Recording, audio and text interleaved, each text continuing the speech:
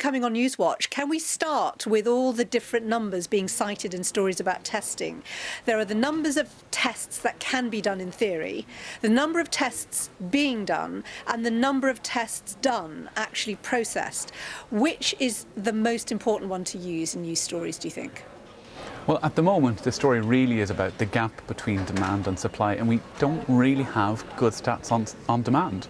We know the supply, we know the number of tests that are reported every day that come back with results, and we know the capacity that the labs say they have, and those two are pretty much bumping one up against the other. So it suggests that the system is pretty tight.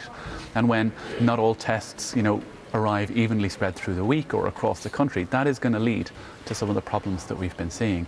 But we can't tell just how bad that problem is. Like a lot of the coronavirus stories, you're trying to piece together what feels like to be honest, a jigsaw with pieces from many different boxes.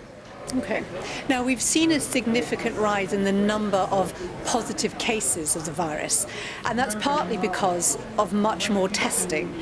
But doesn't that mean that, the graphs that we've been using for months, tracking the rise and fall of infection numbers since March, become a bit meaningless?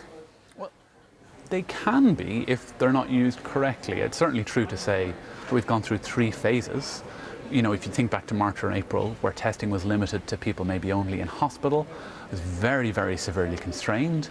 And then we moved through the summer, and testing was largely available to anyone who asked for it, and everyone was encouraged to go for tests, through to the situation we've been reporting this week, where we're starting to see constraints come through again, albeit not quite as, nowhere near as tight as they were earlier in the year. Those are 3 different phases, and to say that the number of confirmed cases on a given day means the same thing in those phases is probably not helpful, and that's why in the charts that we use to display those figures, we're putting a break down the middle to illustrate those different eras that we've been through. But I still think it's useful to show the full history. Another issue that viewers raised, in August the government changed the way that it calculates deaths from COVID-19. So now it's counting all deaths within 28 days of a positive test. But this fails to include those, of course, who might have died of COVID-19 more than 28 days after a test. And on the other hand, it does include those who died in unrelated ways, who happen to have had a positive test. So again, it doesn't seem to be a very satisfactory statistic, does it? I think every statistic has its weaknesses, and we've just got to pick the right horse for the right course.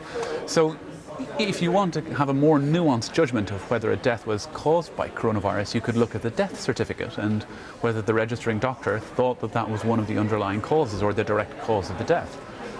But that takes, up to 2 weeks before those numbers come out. Now, we do report them, so we are reporting both sets of figures, and there's a big difference between the totals. So there've been about 42,000 of the deaths within 28 days of a positive test, and about 56,000 mentions of coronavirus on death certs. So those are big gaps. It's clear that the 28-day number, the number we hear every day, is missing a large part of the death toll, but it's much more useful for telling us in a timely way what the trends are. So you don't want to wait, when we think about an epidemic that can grow very, very quickly, you don't want to wait 2 weeks before you start to make decisions about the deaths that are, helping you to understand what else is going on elsewhere. One of the things you've made clear is that you feel BBC journalists need to contextualise, and that often means using different statistics and then kind of explaining why they're different. But of course, in headlines in particular, and short summaries, it can feel like we're giving a very simple story. Things are going up or things are going down. It's not satisfactory, is it?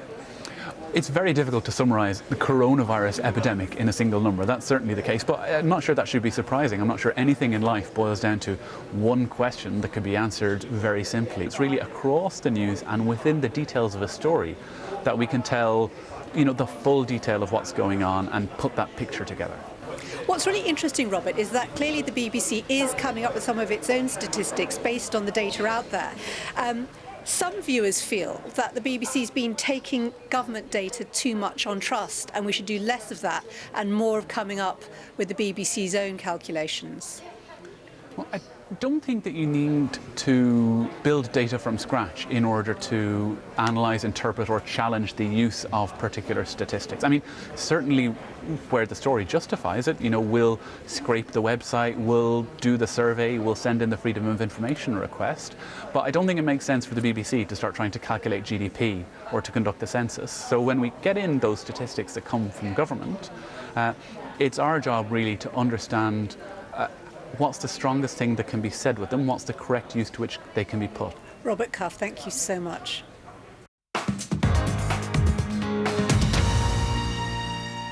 We mentioned last week BBC Scotland's announcement that they were stopping the live TV broadcasts of all of First Minister Nicola Sturgeon's coronavirus briefings at his